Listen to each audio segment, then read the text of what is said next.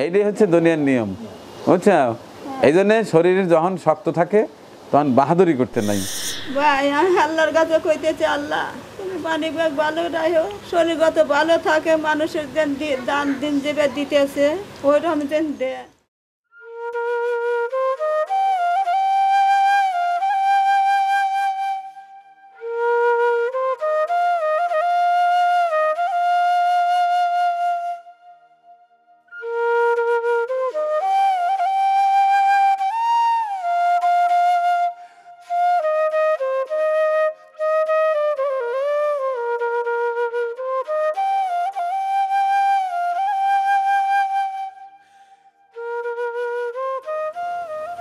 এই পিছলে নাই তো? হ্যাঁ, আমার তো খুব ভয় করে পিছলে দেখে।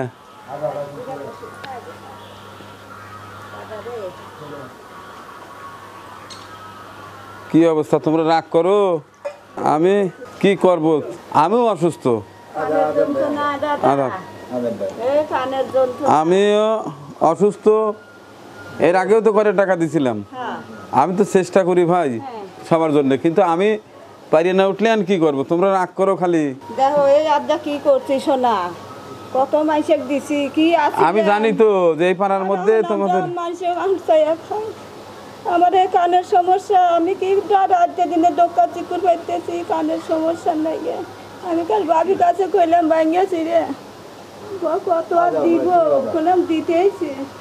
এই জন্য আশা করি ভাই আপনার কাছে। না আমি কি করবো কও, কয়দিন হলে আসি কিরম যা অন্তত দেহে আসি, টাকা পয়সা দেওয়া। আশা করে থাকি মানি ব্যাগ আছে গেলে কিছু পাবো, এটা আশা করি। যখনই যেটা সম্ভব হয় আমি তো আইসে বাড়ি করে এসে দিয়ে যাই। আমি গাদি চাই না সোনা। এখন কও তোমার শরীরের অবস্থা কি?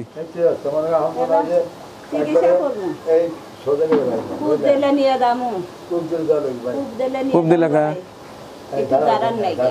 এই এখন একবারে একবার পারে না, চিকিৎসা করে হইতেছি না, যারা ফিরে দিবে হইতেছি না, টাকা পয়সার জন্য। তোমার সমস্যাটা কি?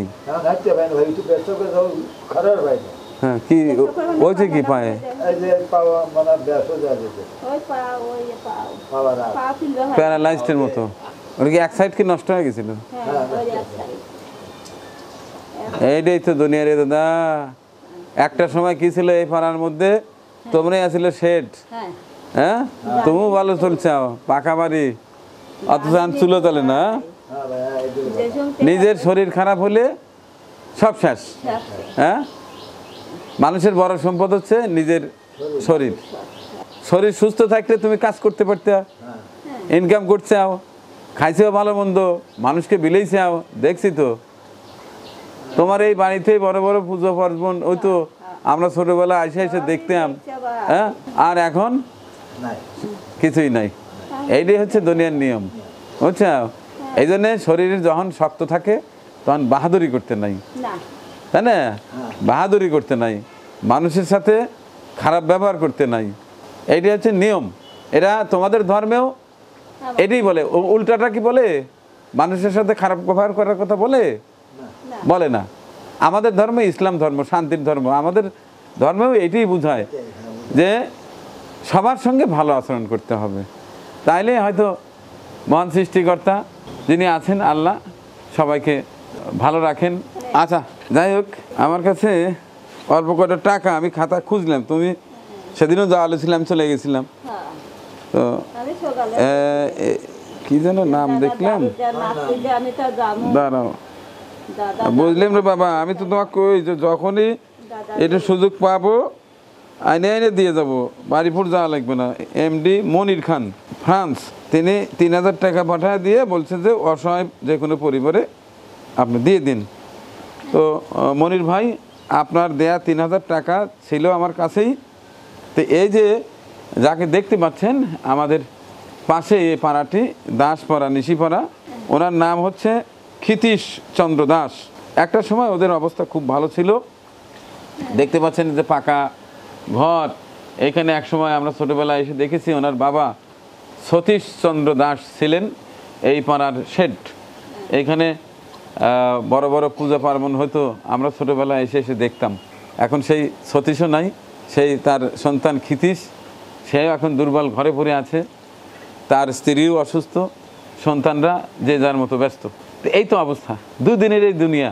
ধীরে ধীরে এইভাবেই ধীরে ধীরে মানুষের বয়সও বাড়বে, একটা সময় পৃথিবী ছেড়ে চলে যেতে হবে। অথচ এই স্বল্প দিনের জন্য আমরা পৃথিবীতে এসে কতজন কত বাহাদুরি দেখায়, কত ক্ষমতা দেখায়, পেশি শক্তি দেখায়, অর্থের শক্তি দেখায়, শরীরের শক্তি দেখায়, মানুষের সঙ্গে দুর্ব্যবহার করি, উল্টাপাল্টা কথা বলি। এটি আসলে হওয়া উচিত না। মহান সৃষ্টিকর্তা আমাদের ধর্মে বারবার একটা কথাই বলেছেন, মানুষের পাশে থাকো। মানুষ সর্বশ্রেষ্ঠ জীব। মহান সৃষ্টিকর্তার যত সৃষ্টি আছে তার মধ্যে সর্বশ্রেষ্ঠ জীব হচ্ছে আমরা মানুষ। কেউ অন্য ধর্মে আছে, সেটা তার ধর্ম, কিন্তু আমি তো ইসলাম ধর্মে আছি, শান্তির ধর্মে আছি। ইসলাম শান্তির কথা বলে, তুমি ভালো থাকো, আশেপাশের মানুষকে নিয়ে ভালো থাকো। যাই হোক, এমডি মনির খান ভাই, আপনার 3000 টাকা ছিল, রেখে দিয়েছিলাম, এই অসহায় দাদার হাতে তুলে দিলাম, কিছুটা হলেও তার উপকারে আসবে। এই নাও, তার জন্যে দোয়া করো, আশীর্বাদ করো। যে দিছে এই অসহায় মানসিক টাকা দেওয়ার জন্য আমরা দুদিন অসহায় করে আসি, দিয়ে আসে মনির খানও দিচ্ছেন, তাকে খোঁজার কাছে কান্দারি করে তাই মঙ্গল যাও।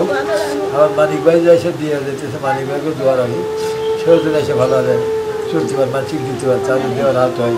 আল্লাহর কাছে কই যে দিতে দিয়ে হেকেও দোয়া করি, হেও ভালো থাকুক।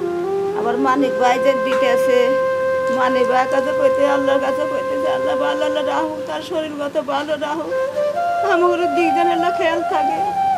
আমার জন্য আমরা দুজনে অসহায় পড়ে গেছি ভাই, অসহায় পড়ে গেছি।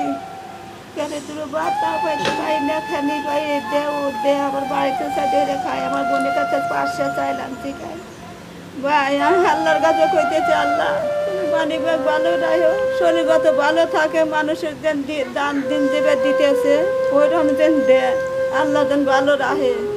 আল্লাহর কাছে কইতেছি, আল্লাহ তুমি ভালো রাখো। আমি সবের কাছে কই, মানিক ভাই আমার নাতির বিয়ামটা টেহা দিচ্ছিল ভাই, হ্যালো খেয়াল রাখে ভাই। খেয়াল তো আমি রাখি, এর আগে তোমার নাতির বিয়ে দিলাম, অসুস্থ অবস্থায় দিলাম, আসি তো মাঝে মধ্যে। ভালো হলে তোমার শরীরগত ভালো রাখো। দেখো আমার শরীরটা ভালো না, এই মানবিক কাজ করতে যাই, কিন্তু উঠোনে পিছলে যায়, পড়ে যায়, হাতটা ভেঙে গেছে। যখন যেটা সুবিধা হয় আমি নিজে এসে দিয়ে যাবো। হ্যাঁ, তুমি বাড়িতে গেলে টাকা না থাকলে, না দিতে পারলে মন খারাপ হয়ে যায়। যখন যেটা একটু সুবিধা হলে আমি এসে দিয়ে যাবো। দেখ ওই যে গুনু, ওই যে সচিনের বউ, কিন্তু আমার খুব মায়া লাগে, কারণ ছোটবেলা থেকে দেখছি তো ওই মহিলাটা খুবই ভালো। তোমাদের পাড়ার মধ্যে এই মহিলাটাকে আমার খুব পছন্দ। ঘরে বসে রয়েছে, আমার যখন এই 2000 টাকা ম্যানেজ হয়, দৌড় পরে বাজার করে নিয়ে যা, তোমাদের বাড়ির মধ্যে দিয়ে যা, কিন্তু দিয়ে আসি। দেখো তো, ও কি আমার বাড়িতে কোনোদিন গেছে? আমার বাড়ি যাওয়া লাগবে না, অথচ এই পাড়ার মধ্যে ওনাকে আমি বাজার দিয়ে যাই। আচ্ছা ঠিক আছে, থাকো। হ্যাঁ, তো ভাইয়া আপনার দেয়া 3000 টাকা আমার কাছে ছিল, আমি দেখে দেখে বেছে বেছে দেওয়ার চেষ্টা করি। এই দাদা অনেক দিন হয় অসুস্থ হয়, ঘরে পড়ে আছে, কিছু কাজকর্ম করতে পারছে না, তার ওষুধপত্র কেনার পয়সা নেই, এমনকি খাবারের পয়সাও নেই। তো আজ ভাবলাম আপনার টাকাটা দিয়ে আসি। দোয়া করবেন এই সকল অসহায় মানুষের জন্য, এরা যেন সবাই ভালো থাকে। আর আপনার জন্য দোয়া করছি, মহান পাক রাব্বুল আলামিন আপনার এই ভালো কাজের বদৌলতে আপনার যেন মনের সুপ্ত গুপ্ত নেক বাসনাগুলো পূর্ণ করে দেন, এবং আপনার এই টাকাটা অসহায় অসুস্থ মানুষের কাজে লাগানোর অছিলায় আপনাকে মহান সৃষ্টিকর্তা যেন সুস্থ রাখেন। ভালো থাকবেন। আল্লাহ হাফেজ।